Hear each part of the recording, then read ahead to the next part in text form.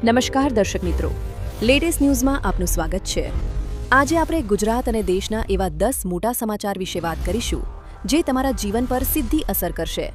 અમદાવાદમાંથી નકલી ઘી ઝડપાયું, મમતાના પીએમ મોદી પર આકરા પ્રહારો, ટ્રમ્પનો ખતરનાક આદેશ, સોના ચાંદીના ભાવમાં કડાકો, કામ વિના બહાર ન નીકળતા કાલથી, પાકિસ્તાનના 2 એસ્ટ્રોનોટ જશે સ્પેસ સ્ટેશન, બંગાળમાં મતદાનનો નવો રેકોર્ડ, સોશિયલ મીડિયા વાપરનારા સાવધાન, હવે પ્લેનના ઈંધણમાં પણ ઇથેનોલ નંખાશે, યુદ્ધ વચ્ચે વધશે પેટ્રોલ ડીઝલના ભાવ।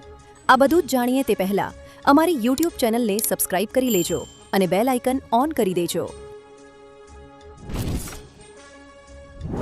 અમદાવાદમાંથી નકલી ઘી ઝડપાયું। અમદાવાદમાં ફરી એકવાર નકલી ઘી ઝડપાયું છે। ગાયના શુદ્ધ ઘીના નામે નકલી ઘી બનાવવાનું કૌભાંડ બહાર આવ્યું છે। બાતમીના આધારે પોલીસે 400 કિલો નકલી ઘીનો જથ્થો પકડી પાડ્યો છે। આ નકલી ઘી બનાવવા માટે કોઈ પશુના દૂધનો નહીં, પરંતુ પામોલીન તેલ અને વેજીટેબલ ફેટનો ઉપયોગ કરવામાં આવતો હતો। પોલીસે કુલ 1,60,000 રૂપિયાનો મુદ્દામાલ જપ્ત કરવામાં આવ્યો છે। તંત્રએ ઘી ખરીદતી વખતે નાગરિકોને સાવચેત રહેવા અપીલ કરી છે। મમતાના પીએમ મોદી પર આકરા પ્રહારો।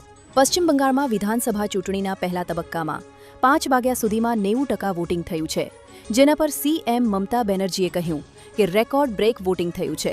આ વખતે બંગાળમાં ટીએમસીનો પાછલો રેકોર્ડ પણ તૂટશે। વધુમાં મમતાએ પીએમ મોદી પર નિશાન સાધતા કહ્યું કે પીએમ મોદીએ જાલમુડી ખાધી, શું તેઓ માછલી ખાશે? હું મારા હાથથી બનાવીને આપીશ તો પણ ખાઈ શકશે નહીં। ટ્રમ્પનો ખતરનાક આદેશ। ટ્રમ્પે જણાવ્યું છે કે યુનાઇટેડ સ્ટેટ્સ હોર્મુઝ સ્ટ્રેટ પર નિયંત્રણ જાળવી રાખે છે।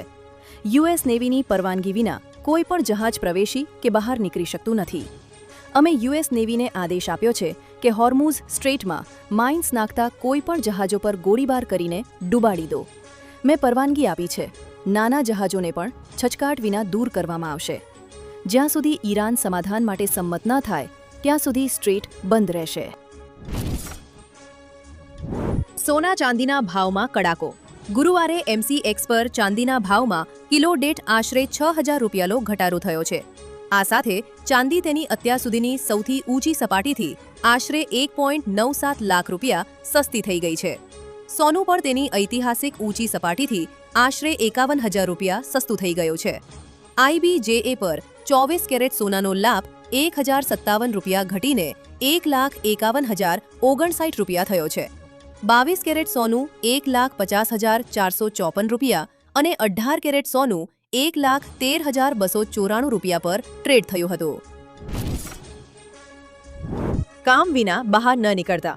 કાલથી ગુજરાતમાં આવતીકાલથી કાળઝાળ ગરમીનું મોજું ફરી વળશે। હવામાન વિભાગના મતે 24 થી 26 એપ્રિલ દરમિયાન તાપમાનમાં 2 થી 3 ડિગ્રીનો વધારો થતા પારો 43 ડિગ્રીએ પહોંચી શકે છે। અમદાવાદ, ગાંધીનગર અને રાજકોટ સહિત 6 શહેરોમાં ગરમીનું 3rd ડિગ્રી ટોર્ચર જોવા મળશે। 26 એપ્રિલે મતદાનના દિવસે પણ અસહ્ય ઉકળાટ રહેશે। સૌરાષ્ટ્ર અને કચ્છના દરિયાકાંઠાના વિસ્તારોમાં અકરામણમાં વધારો થશે। પાકિસ્તાનના 2 એસ્ટ્રોનોટ જશે સ્પેસ સ્ટેશન। ચીને તેના માનવ અંતરિક્ષ કાર્યક્રમ માટે પાકિસ્તાનના 2 એસ્ટ્રોનોટને સિલેક્ટ કર્યા છે।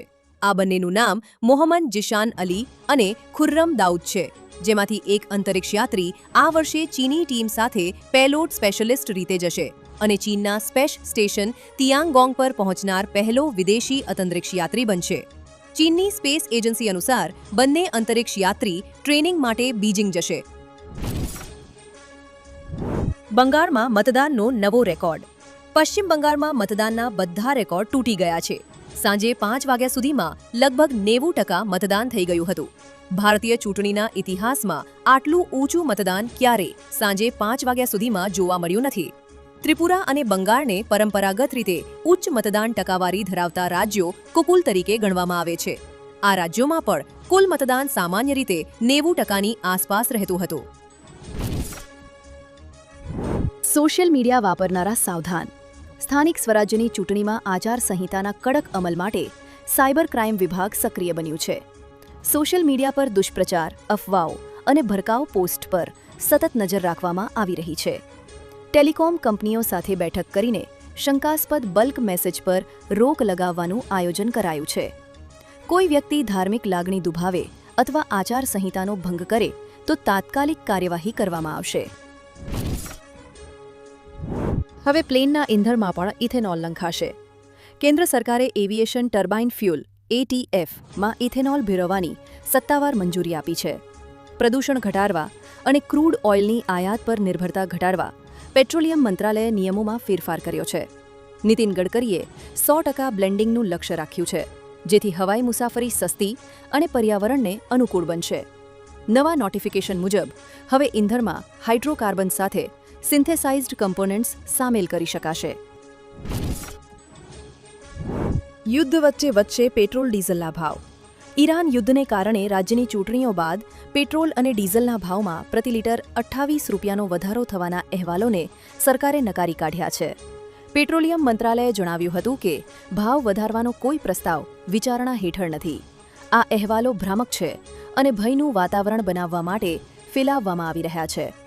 બુધવારે કોટક ઇન્સ્ટિટ્યુશનલ ઇક્વિટીઝે એક અહેવાલમાં તેલના ભાવમાં વધારાની આગાહી કરી હતી.